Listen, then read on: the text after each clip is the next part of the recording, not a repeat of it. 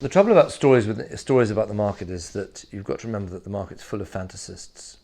Fantasists not only about people's performance, particularly their own, the trades they've done, the wonderful deals they've done, the money they've made, but also fantasists about other people they've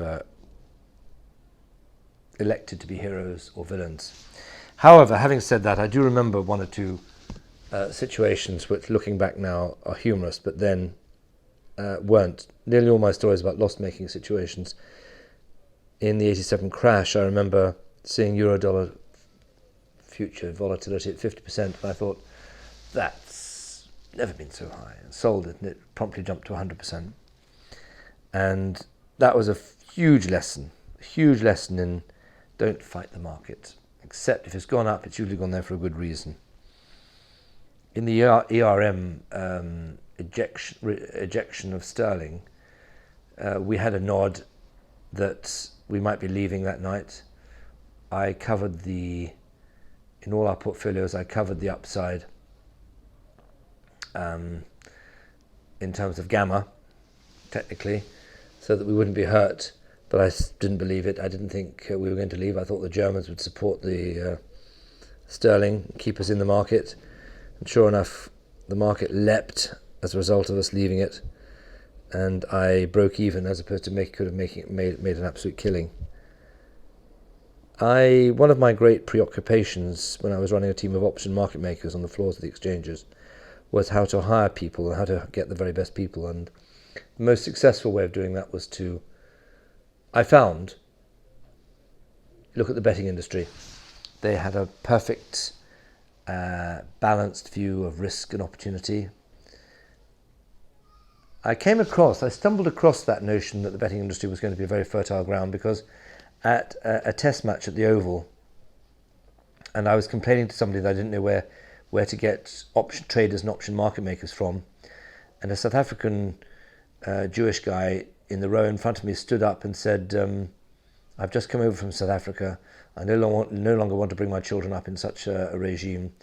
I'm looking for a job. I used to be, and then this is what interested me. He said, I was a wholesale bookmaker. And he also ran a fast food business in Johannesburg. I was interested immediately and rather embarrassed, since he was standing up and we were talking amongst hundreds of other people in the middle of a cricket match. I gave him a card and said, will you send me your CV? He sent a CV, lots of torn off a very cheap reporter's notebook, just torn out, handwritten CV. But I did like the idea that he'd been laying off bets between bookmakers. I thought, wholesale bookmaker, he will understand risk and opportunity, and sure enough, he made a fantastic market maker, and to this day he's a fine operator in the markets, and I'm very proud of having hired him. Thereafter, I thought, well, that's a good place to go for people in the financial market. So I used to advertise in Racing Post, and subsequently got certainly one, if not two others from the Racing Post bookmakers, and who was a bookmaker and a taxi driver. And he did very well in the markets, a superb operator. Chinese people I've come across in the markets, had a very fine Chinese assistant who was utterly thrilled to be there. More thrilled to be there than to do anything, as I remember. She loved numbers, she loved the atmosphere, she loved everything about the financial markets. She wasn't a great trader, but she was so at home there, it seemed a shame ever to take her out of it. But as I say, everything should be taken with a pinch of salt. Fantasy absolutely is everywhere in the financial markets, and you should be skeptical of everything you hear, particularly stories about profits, which I haven't told you any. Why do I not remember any profitable trades and remember some loss-making trades? Because, and this may be saying more about me than the financial markets or trading, I always found winning large in the markets accompanied by a deflating sense of anticlimax. That I was the rather awful, is that it? Conclusion on a winning trade is not something you particularly want to remember. Whereas when I lost money, I always found it more interesting because I wanted to know why. And of course, I had a challenge to get back square and get even and go better. But going better was frequently accompanied by anticlimactic, slightly depressing experience. When to talk to other traders is an interesting question.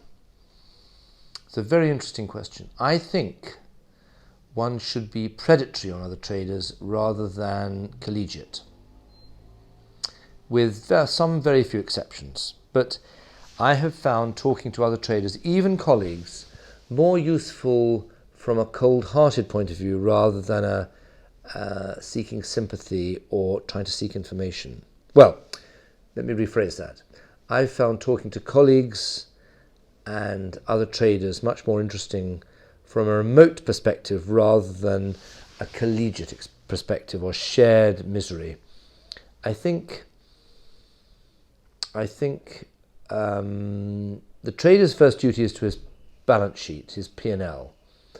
And we know various things about trading, but one of the most important things we know about trading is that it's a crowd business, albeit in the fashionable jargon, an intelligent crowd, insofar as they're separately deciding what to do, they have independent minds. Nonetheless, for that, crowds, they move as crowds, market moves as crowds, and you have to understand the crowd, anticipate the crowd, watch the crowd, but not be of the crowd, which is why I say trading colleagues are more useful as a source of information than comfort.